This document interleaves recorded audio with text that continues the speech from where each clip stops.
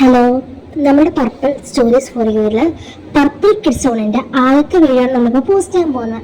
ഇതിനകത്ത് കുട്ടികളുടെ ടോയ്സ്, കുട്ടികൾക്ക് ആവശ്യമുള്ള കുറേ പ്രൊഡക്ട്സ് ഉണ്ട്. നിങ്ങൾക്ക് ഏതാ വേണ്ടതെന്ന് വെച്ചാൽ നമുക്ക് താഴെ കാണുന്ന നമ്പറിലോ നമ്മുടെ ഇൻസ്റ്റാ ഐഡിയിലോ മെസ്സേജ് അയച്ചാൽ മതി.